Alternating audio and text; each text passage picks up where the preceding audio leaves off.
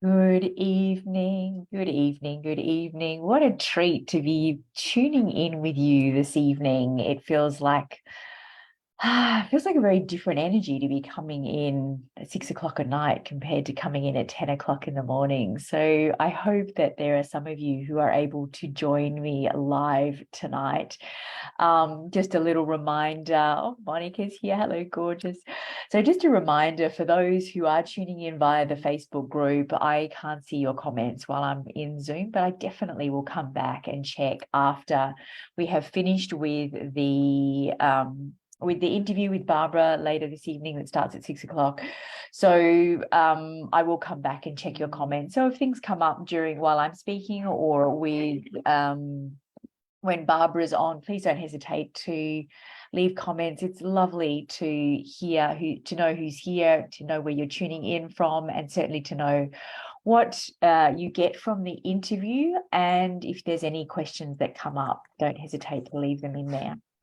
So before Barbara Hunter joins us to talk all things forgiveness at 6 o'clock, which is such an important conversation. It's such an important conversation that I'm actually going to be talking to Marcus about it again tomorrow. We're going to have a two-part conversation from two different people, two different perspectives, and I think it's helpful to hear it in different ways because different stories land differently in our brains and you'll relate more to some things than others. And it's such an important conversation in letting go of things in our past, be it things that have happened with other people or things that we've done in order to move on with the most beautiful energy possible. So before we get there, hi Anne, it's lovely to have you here. So before we get there, what I wanted to talk first about is how we fill up our joy cup. And this is one of my favorite conversations. What I'm going to talk about tonight is a principle that's actually a Buddhist principle called sympathetic joy. And for most of us, it takes a little bit of practice. So I'm going to walk you through the steps to practicing this and what it is and why we want to practice it. So sympathetic joy is that experience that you have when you see somebody you really love or you care about and something fabulous has happened for them. They've been on a holiday, they've got a qualification, they got a new car, something, they've had a weight loss win if they were, trying to get back in shape, something has happened. And if you just take a moment to feel that feeling, it is that absolute joy that you receive from seeing somebody else achieve something, somebody else feeling happy about something in their lives. That's sympathetic joy. And it is this beautiful energy that exists between people, easily exists between people who care about each other. So it's a different experience if you see somebody that perhaps you don't know so well. Maybe it's an actor or an actress or a singer or somebody that you know of but you don't know. Hi, Janet, it's lovely to have you here. Something lovely happens for them. It's not the experience, the fullness of the joy is just a little bit less. So this is where we start on the sliding scale of what can actually be that full body, beautiful joy that we get to experience in collaboration, in celebration of another human being. So there is lots of examples that we can look at with this. There's some of the, they've quantified this in all sorts of different ways, and it leads to greater life satisfaction and happiness. It makes us more compassionate. I've talked a lot in this series about reawakening our humanity, reconnecting to our humanity. So better personal relationships, better outcomes on the job, less burnout.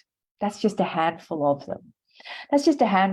So if you think about somebody that you work with or somebody that you know and like, and something great happens for them, it can be a sense of, oh, that's great. And that's it. it's a almost a flippant thing.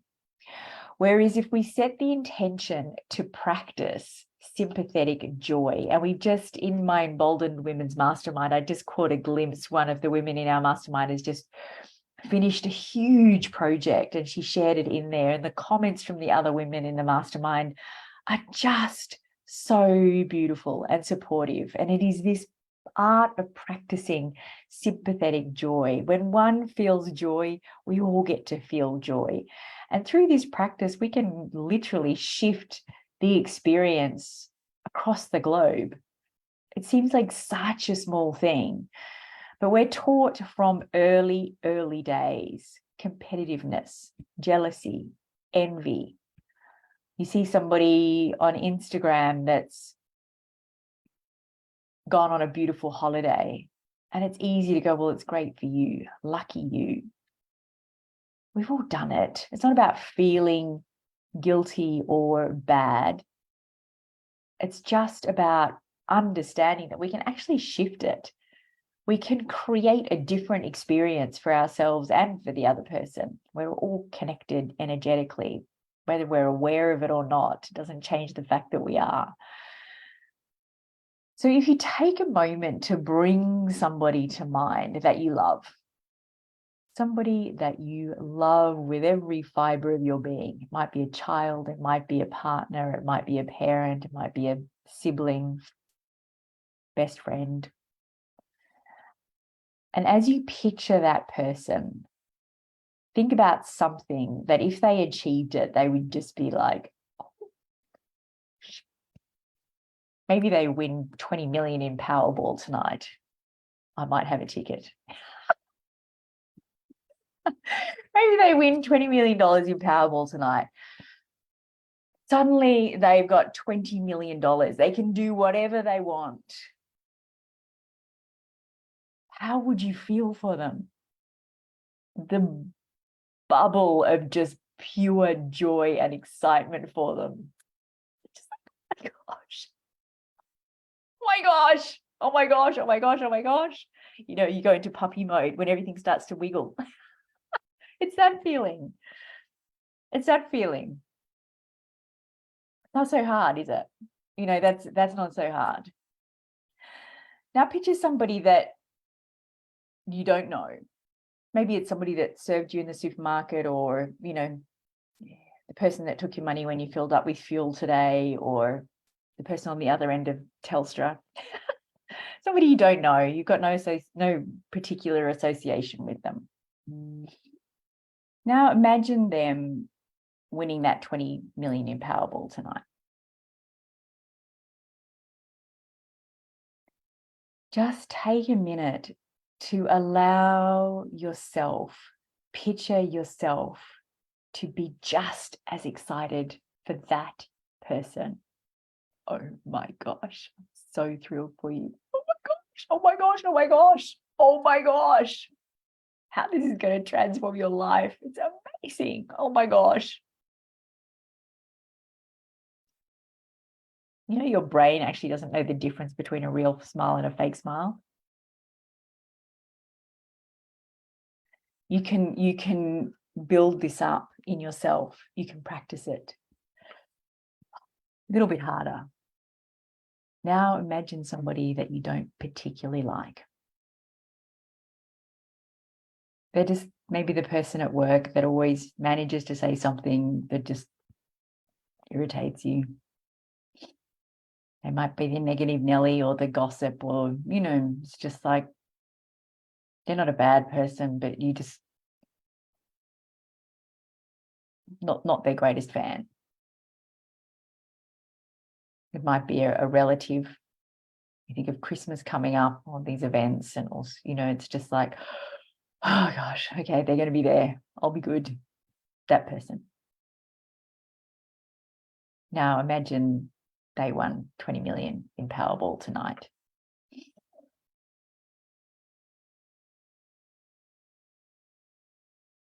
How do you feel? How's that experience? This is an exercise that we get to practice. It's a muscle that literally needs to be practiced, just like learning to meditate, just like, hey, Pina, just like learning anything that is uncomfortable. Just like learning. Don't feel bad if you just think, oh, that would really great. That would be so irritating. I can imagine feeling envious. I can imagine feeling jealous. I can imagine thinking, how come them and not me? That's not fair. Just allow yourself to be human and setting the intention to practice sympathetic joy. So as you do this, just picture them in your mind and picture yourself celebrating them. We're going to be talking about forgiveness with Barbara, and forgiveness is not about the other person. Yes, there's a ripple effect and it's a good thing, but it starts with you. We get to fill this joy bucket so full that it just overflows everywhere in our lives. And we have access to this joy. We have access to other people's joy. It's not all on us. If you practice this sympathetic joy. So just imagine this person. Do the puppy wiggle. Oh my gosh. $20 million. I am so excited for you. I'm so excited for you. All those dreams, all the things that you've wanted, you get to have them all. So amazing. Congratulations. Congratulations. We've all been on the other side of somebody that's like, congratulations. That, it's revolting. We don't want to be that person. Not intentionally. We get to shift that. And there's one more. There's the person who, we don't want to use the HATE word because it's just too horrid.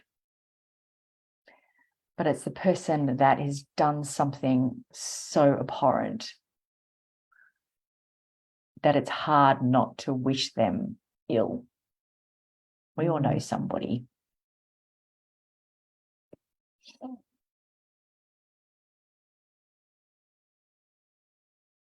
How can we shift ourselves into being the person that celebrates other people's joy, other people's successes, regardless of who they are? So if you can think of that person, bring them to mind, understanding that we are all a product of our environment. Whatever anyone's done, there's something in their environment that has wired it into their head that has made it okay, that allowed them to make that decision to do that thing. So from a place of generosity, allow yourself to practice letting that joy well up in you for another human. Get your puppy wiggle on.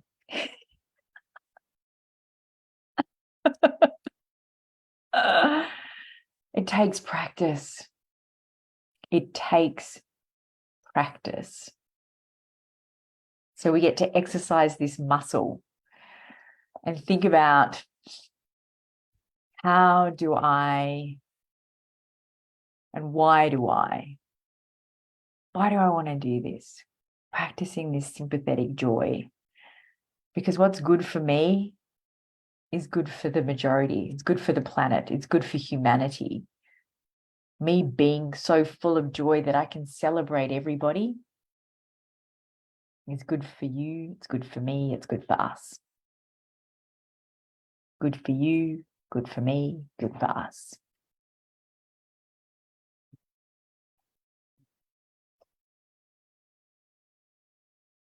So I would encourage everyone to take 15 minutes. If you've got the book Lost Connections by Johann Hari, he talks about sympathetic joy in there.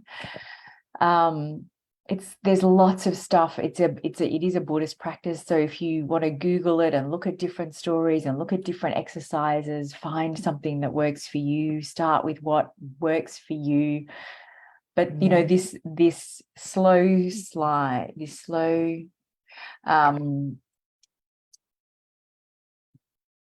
practice from somebody you know and love to somebody you don't know at all, to somebody you don't really like, to somebody you strongly dislike.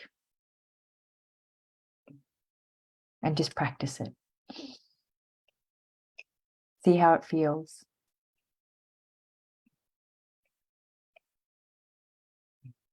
Sympathetic joy. So looks like Barbara might be running a few minutes late. So I'm going to talk about one last thing that ties in with this. And it ties in with the conversation that I had. Maybe Gia, if you just check in with Barbara via email to see if she's having trouble finding the link or anything. Thank you. So I was talking to one of my very, very dearest friends this morning in the US, Jamesine Blakely, who I'm going to invite in spontaneously next week to come and have a chat with us, because she is the ultimate connector. She is extraordinary at bringing people together. So as we're talking about reconnecting with others, we'll be looking at that conversation through her lens, which is very magical. But I was talking to her this morning about the conversation I've been having about social media and this love-hate relationship with social media, and how do we bring the humanity back into social media. And as I was talking to her, I came up with this concept of the slow social movement. The slow socials movement. So we all know the slow food movement. It's a beautiful movement that started in Italy. And it is just about coming back to that more conscious way of being. So the slow food movement is about using food with low food miles. It's about seasonal food. It's about working with the natural world. It's about eating slowly. It's about eating with other people. So if we take those principles and start the slow socials movement, here's what I feel it's going to look like. It is about being super connected to who you're following and why you're following them. So some people will be people that just bring you delight, absolute delight. Hi, Barbara. So some people are going to be, so for me on my Instagram feed, I've got a whole lot of florists. I follow all the panda pages. I love pandas. I follow, the zoo, and, it's so my Instagram is full of flowers, animals, and then there's the people that inspire me. So the idea of the slow socials movement is to only follow those that delight you and those that you want to, that inspire you, and those that you really want to connect with. So if there are no problem at all, Barbara, no problem at all. So there are a whole lot of people that most of us follow that we have no intention of interacting with. They even irritate us a little bit.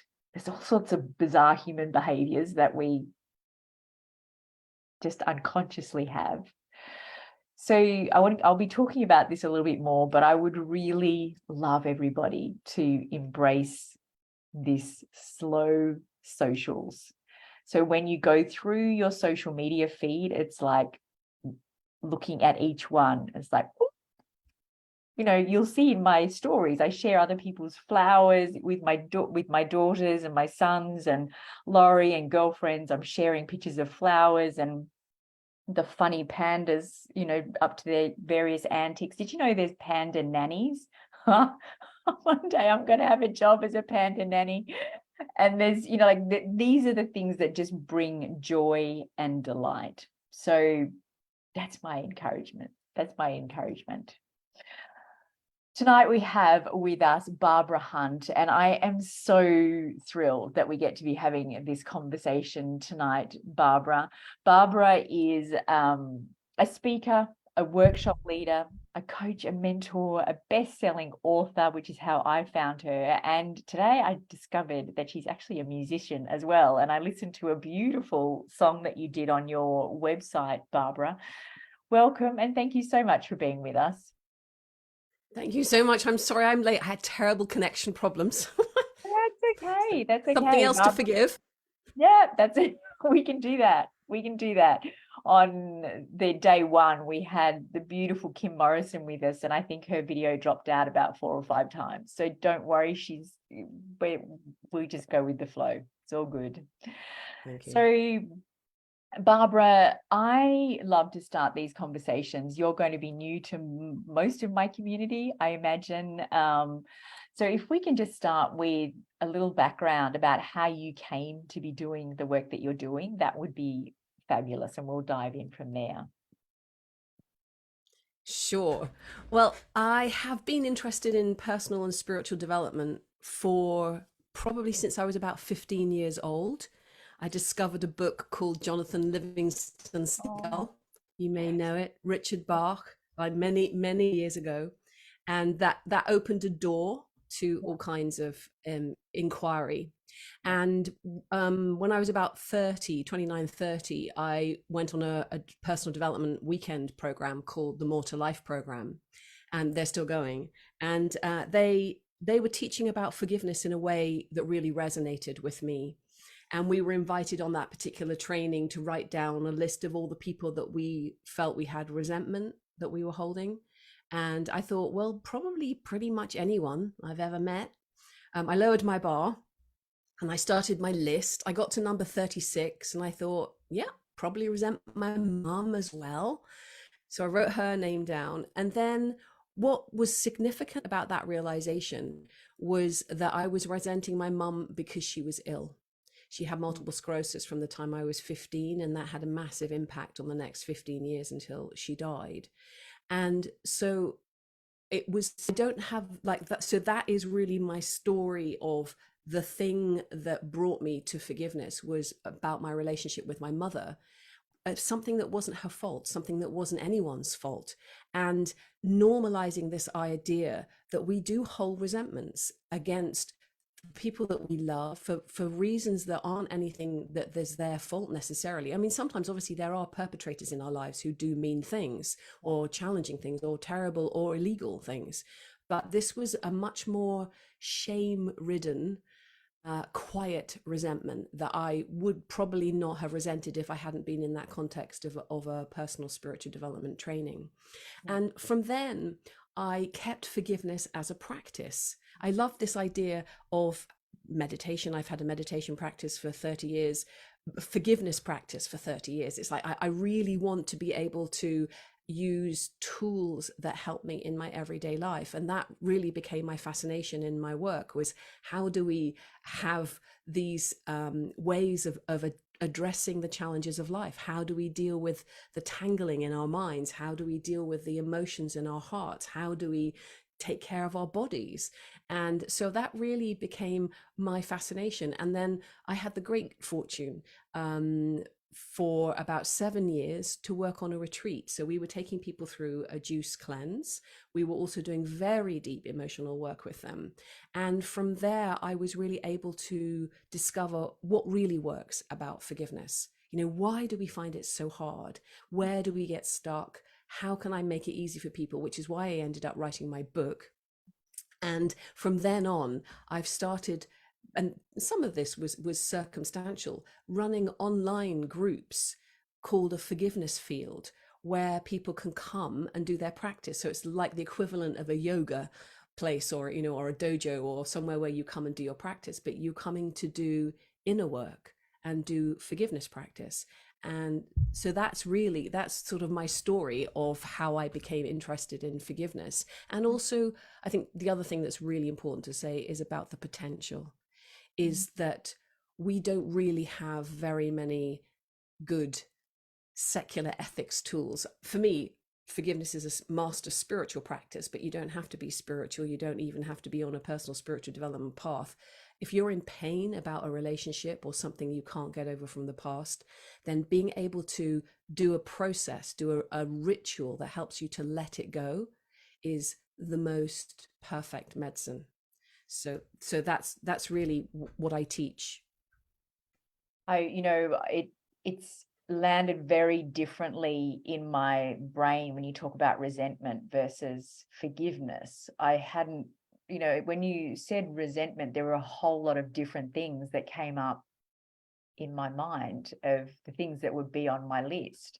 And I think particularly about family, this, it's an emotional intelligence that should be taught from day dot. But I think about, resentment of my sister, who is incredibly intellectual. She's a doctor and musical and had all these skills. And I used to say she sucked it all out before I was born. I was left with nothing.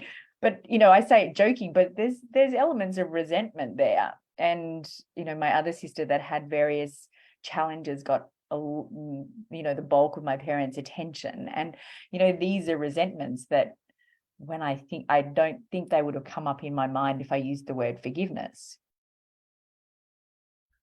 Yeah, it's a really good point, Edwina, and that's why I don't say unforgiveness. I Mm. call it what it is, which is resentment. It's old, and it can be grief. I mean, I say forgiveness and grief are like sisters. Often they're things we grieve, things that we didn't have. So they'll be part of you grieving the lack of attention that you got because your sisters one was amazing, one was in great need. So you were the one that wasn't getting what she needed. So and for me, this is a kind of act of humility where you really lower your bar and you're really honest with yourself.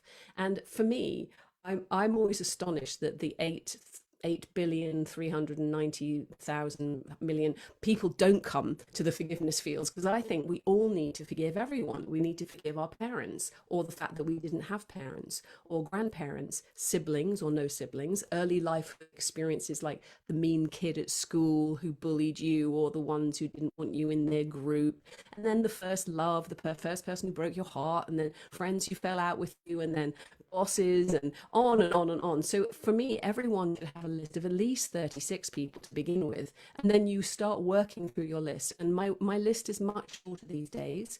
Sometimes things come up, sometimes it's about the world, sometimes it's about the things I have no control over, sometimes it's about the internet.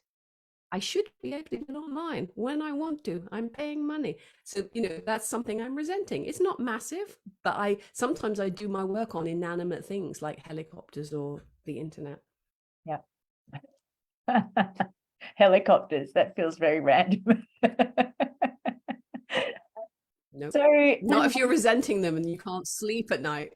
oh, yes, yes, I will. My son was complaining this morning that he could hear mice in the roof, and I was like, yeah, I'll pass this on to him. I think I want to jump to the most challenging, because I have several women in my life, clients and friends, that have had very, very, very challenging things happen in their lives: marriage betrayals, drug abuse, all sorts of things from other people that have caused enormous distress in their lives and for their children and so on. And forgiveness in these situations, where if it's, sexual abuse, or how do we start with those conversations? Well, the way I teach and coach forgiveness is groups or one to one. And if it was something like betrayal, sexual abuse, you would work one to one with somebody who could take you through the process. And so in my book, I've created a 7-step forgiveness made easy process, which is a practice that anyone can do. But when it's the big stuff, it's like you wouldn't do your own surgery or your Yeah. own dentistry. Yeah. We think we should be able to work through these things ourselves. You need someone to hold the space for you. And Yeah. I think you also need a way of doing it. So that's what I created. I created like like a ritual. You do the whole thing in your imagination. You don't do it with the other person. Yeah. And it's really important to emphasize that, because you want to make sure that this, you know, that letting go of the resentment is primarily for you. You're the one who benefits from doing your forgiveness work, because it's what you're holding in your heart. And I often sort of describe it like, when we hold resentment, it's, you know, we've kind of got all this stuff, and it's in our hearts. You know, we gather up the resentment, and so when we do our forgiveness work, this is what it's like in our hearts. Yeah. It's our benefit.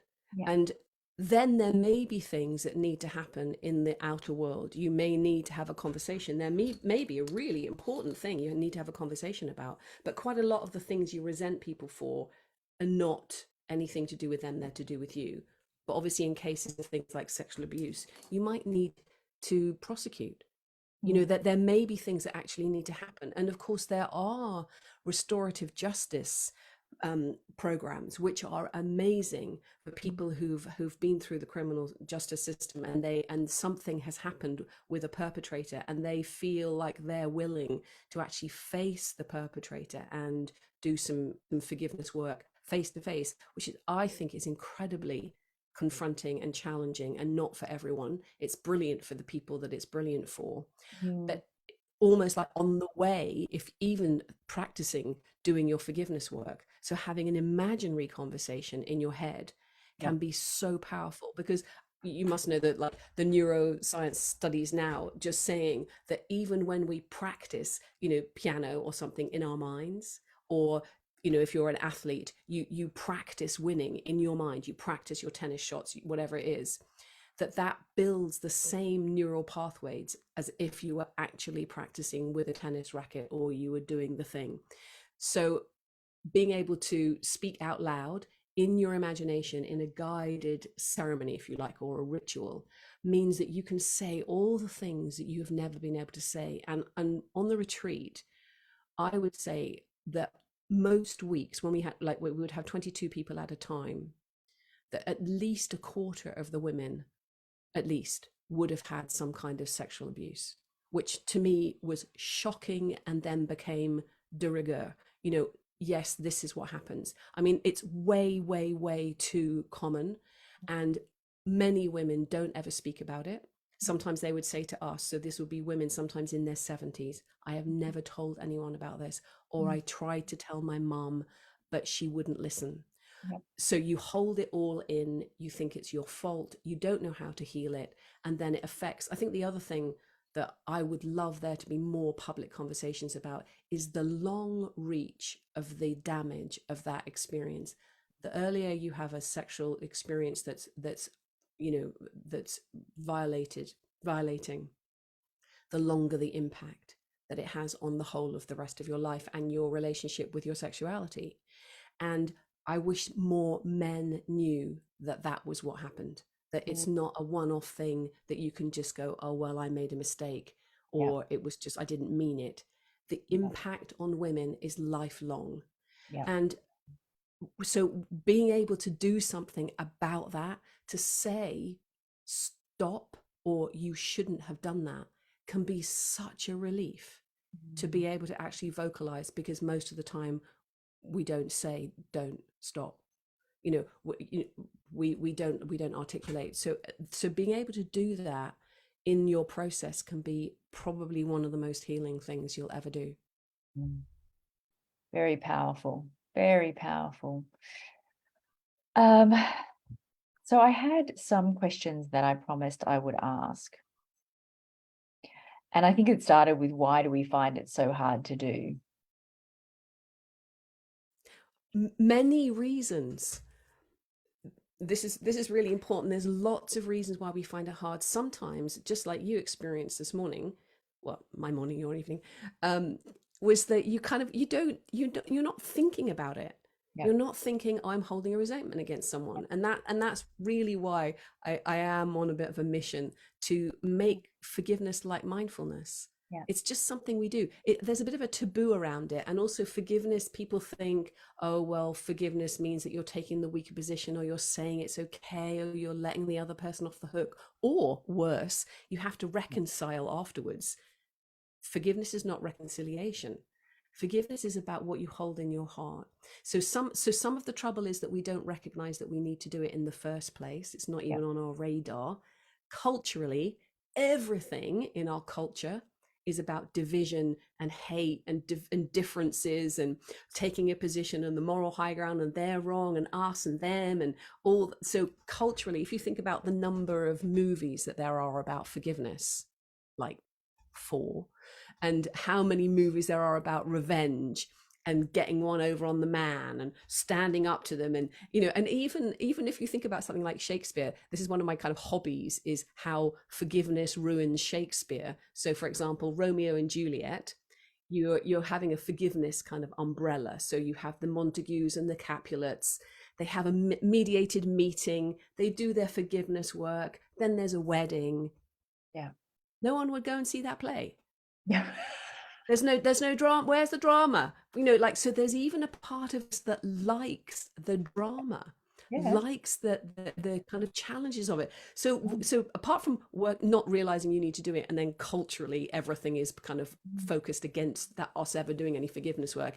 And all of the forgiveness teachings from the traditions are quite punitive, like you should forgive. And because I was raised in the Catholic tradition, really brilliant kind of guidance in terms of forgiveness is a really important thing to do. How many times should I do it? 70 times 7. That's every time. I mean, that's all good, but the sort of, you should forgive, and if you don't, you're going to go to hell, all that, not helpful. So I've tried to kind of like take the essence of forgiveness out.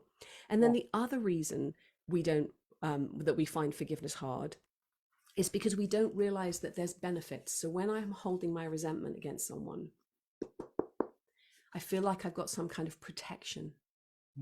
And there are very intelligent coping mechanisms. Sometimes it feels like you've got power when you resent someone.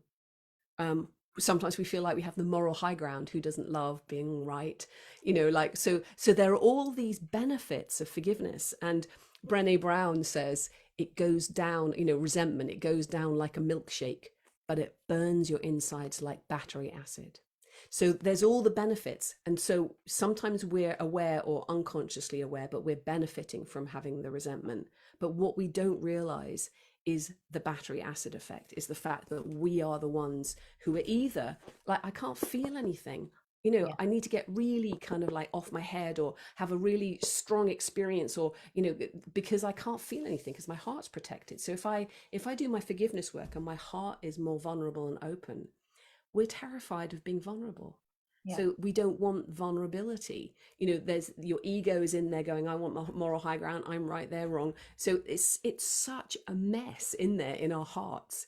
And another reason why we find it hard is because we don't have a way of doing it, which was again why I created the 7-step process. Because a lot of the other material, because I did a lot of research when I did my book, there's this sort of, well, you think about what happened and you admit what happened and you forgive the person, and I was like, yeah, but how? Like, what do you actually need to do to unhook all of the stuff that's in your heart? How do you get rid of it? And so part of the process is really letting yourself say all the things that you need to say so that you get it all out. Because we don't often have the opportunity. Sometimes we might moan to our friends about something that someone's done, or about your sisters. You probably told the story about your sisters to a few people, so we do that part, but we don't do the next part, which is choose to let go of the ill will. And the definition, just to be really clear, I use a really particular definition in my work which can help to clarify, which came from my original teacher, Kay Bradford Brown, on More to Life weekend. And he says that forgiveness is the absolute refusal to hold ill will against someone for what they did or didn't do. I'll say it again because it's quite long. The absolute refusal to hold ill will against someone for what they did or didn't do. So it's not when they apologize, because often we think, oh, there's also, you have to forgive yourself first before you can forgive anyone else. No, you don't. Sometimes people find self-forgiveness the hardest, so don't wait. Start anywhere. Start with something easy. Start with, the kid that was horrible to you at school. Robert King stuck a pencil in my hand and I had lead in my hand.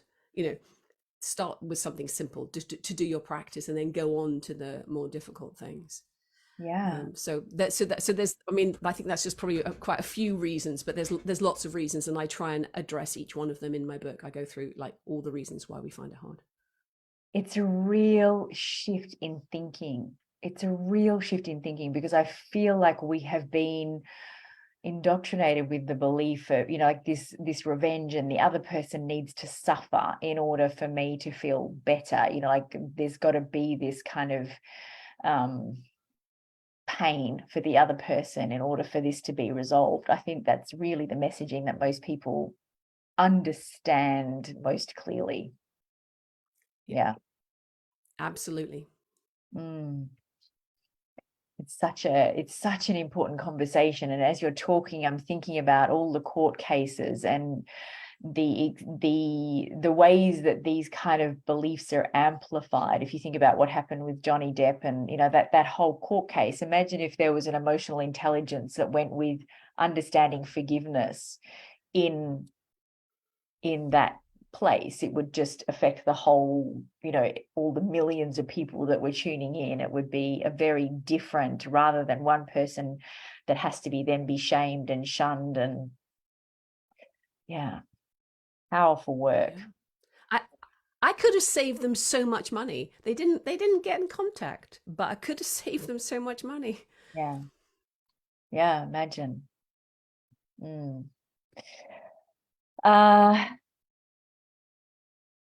Authentic forgiveness.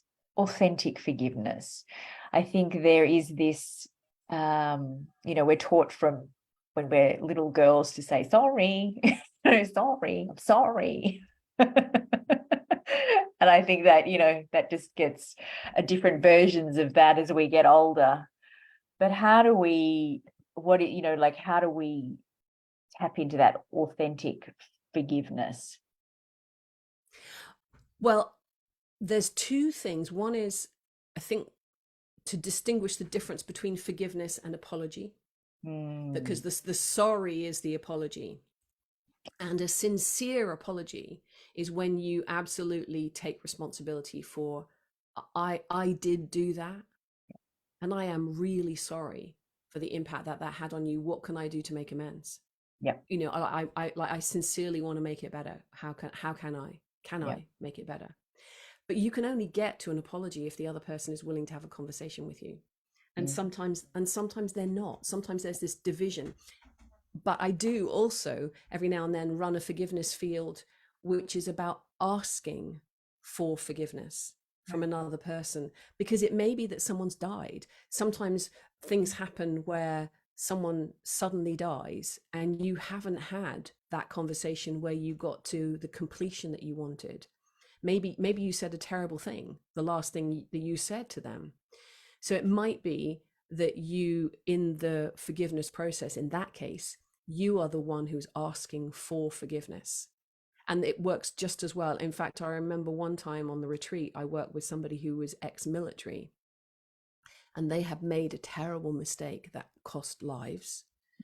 And when I was facilitating the process, I was just thinking, I don't even know if this is going to work. I don't know whether or not they will feel that the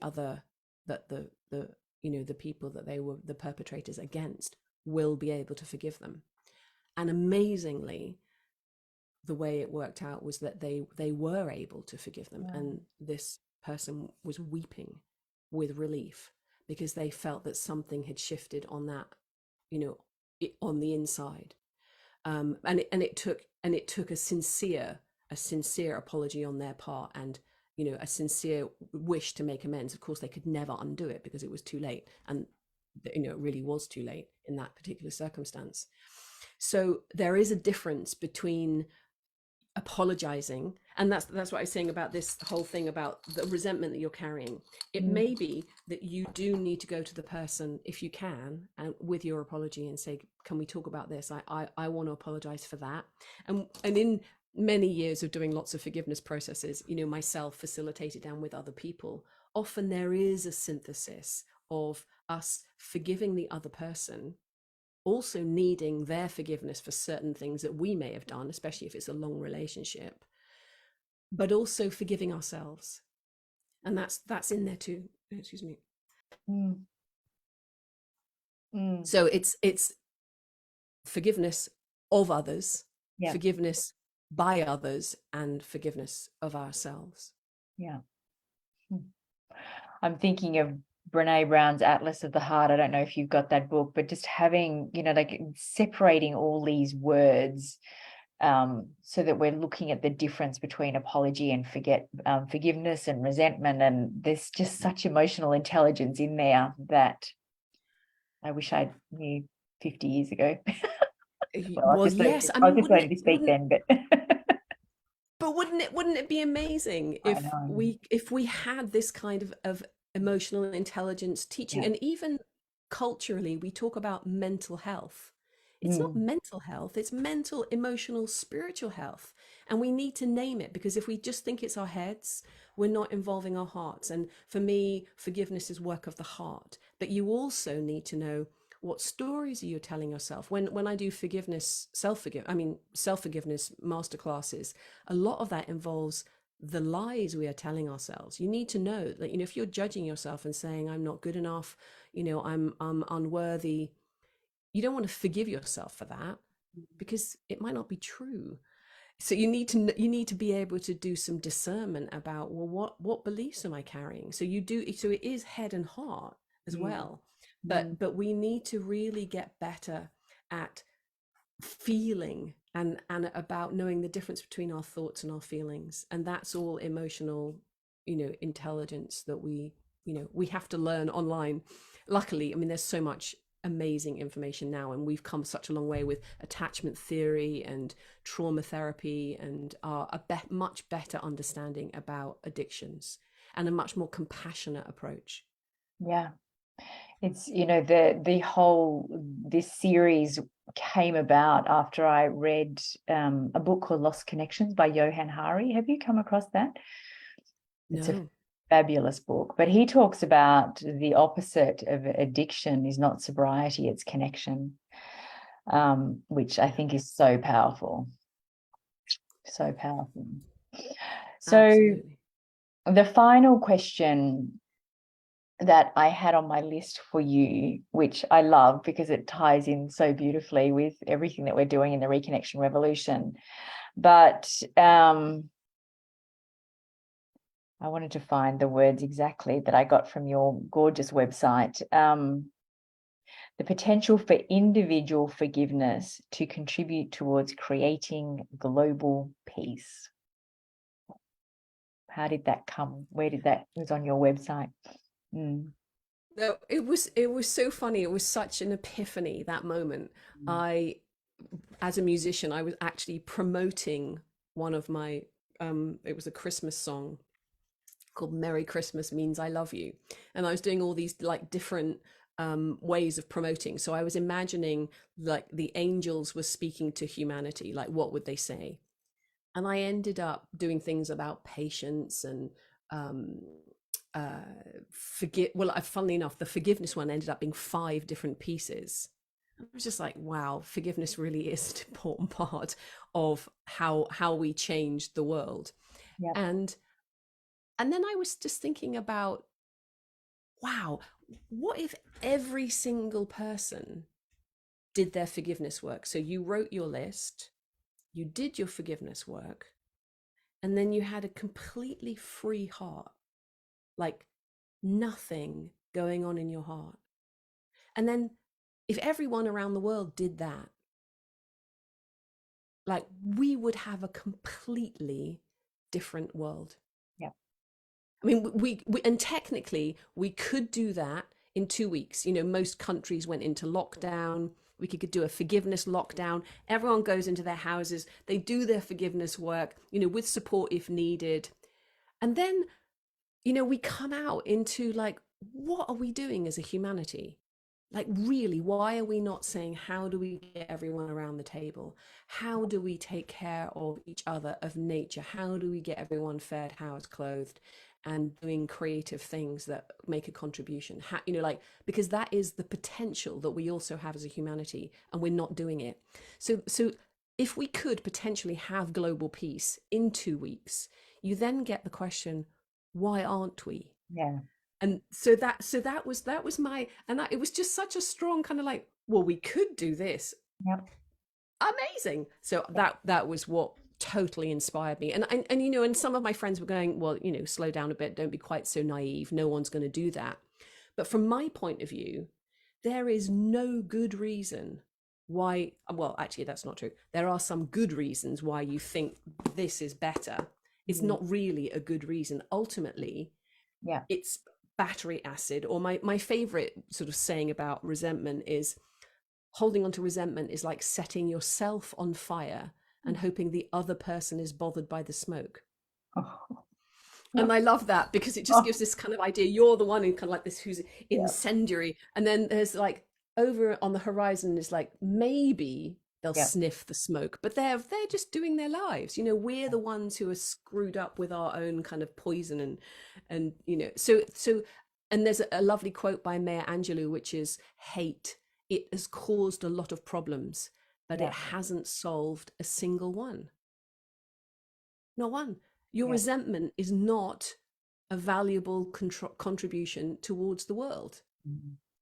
It's poison. And so all of your, I mean, we think resentment, you know, like, we need anger, otherwise we wouldn't do anything, we wouldn't make changes. And there is a truth about anger is where your boundary is. You're going, nah, I'm not accepting that anymore, and I'm going to litigate, or I'm going to help to change the law, so we have ecocide laws, or I'm going to help do, you know, I'm going to be an activist. Use your anger as activism. But you can do that. I don't get the kids ready for school because I'm angry. That is not my motivation. You know, it's like, we can be motivated by our desire to create something more beautiful. You know, like Charles Eisenstein says, the more beautiful world our hearts know is possible. We need to really listen to that. And your heart is much better free of your resentment. So beautiful. So perfect, Barbara. What a fabulous conversation. We had a transcendental meditation teacher in series 1, and they've done work to see that if you change just 1% of the population, the ripple effect is, you know, so you don't need everybody to do it. You know, if we can get 1% of the population to understand this work, the ripple effect, it will just can change the world. Exactly. Amazing. Exactly. And I do say that your forgiveness is an act of amnesty for the whole of humanity. And it really does matter, exactly just what you're saying. Your heart, you make it a garden of peace, and that will change. And I promise it will change. It'll change your relationships. Yeah. You will feel so much better about the people who are in your life if you don't have the resentment in there. It's Make amazing and fun. I just want to say one other thing as well, Edwina, just quickly, because this used to happen a lot on the retreats. I do a session with one of the clients, and then a few days later they go, "You never guess what?" And I go, "I might." And they say, "My sister texted me and told me she loved me. She never does that." You know, so when you move, yeah. something changes in the energy between you and the other person. And it sounds a bit woo-woo and magic, but it happens so many times. I could put money on it. It's not woo-woo in this world. You know, Talk about this stuff. You're in a safe space true. here. This is a woo-woo safe space. Yeah. I know that you've generously offered, I think it's the first chapter or 2 chapters of your book. Oh, that's so generous. So I'm going to pop a link to that with this, and it'll go out in email and so on. And I think, you know, if people want to connect with you outside of that, your website is the best place. Would that be? Yeah. Yes, please. Yeah. Fantastic. Thank you so much. It's been a fabulous conversation, and just so many beautiful ideas. So incredibly simple and incredibly powerful at the same time. And I think I'm going to take away, let peace be the garden in your heart. That's right. Exactly. And can I just say one other thing as well, Edwina, because I Please. am going to host a forgiveness field on the International Day of Peace, which is the 21st of September. So it's a Zoom like this, and it's an open field. I asked for like a little donation, and come and practice. So it's like I guide everybody through the process at the same time. And it works really well. You work with your microphone off so no one hears you, so you can be as full of your resentment as you want. You can tell all the horrible truth, let it all out of your mouth. And then we'll go through, and so you can have an experience to forgiving something. And, you know, like not a big thing, like I said, just practice, but just one thing that you can let go of from your heart is like, you'll get the sense of, oh, maybe I could do forgiveness as a practice. Yeah. Yeah. Beautiful. Perfect. So if you want to send me a link to that, I'll pop it in the email that goes out with the replay. Yeah, So wonderful. Thank you very much. I'd love to. pleasure. It's a Great. pleasure. Thank you so much. Thank you so much for everyone that's with us. For those in the Facebook group, I will be coming in to have a look to see if there's any comments and connecting with you there. For those that are with us live, thank you so much. It's been a beautiful conversation, and I'm so, so grateful to you, Barbara. Thank you. Yeah, it's been a pleasure. And if there's any questions as well, you know, anyone has any questions or something that they want to ask, I'm happy to do that. I think I've joined the Facebook group. So Oh, if good. there's something Yeah. I can, you know. In there, and we've also got the 3Cs community, which is a smaller VIP group for anyone that wants to join in there. And Barbara, I'll send you a link to hop in there if the women in there have got questions for you as well, if you're happy to do that. Yeah, Fantastic. wonderful. Yay. All right, beautiful souls. Yeah. Have Thank you a so much, fabulous Edwina. evening ahead. And thanks everyone for coming. Bye for now. Blessings.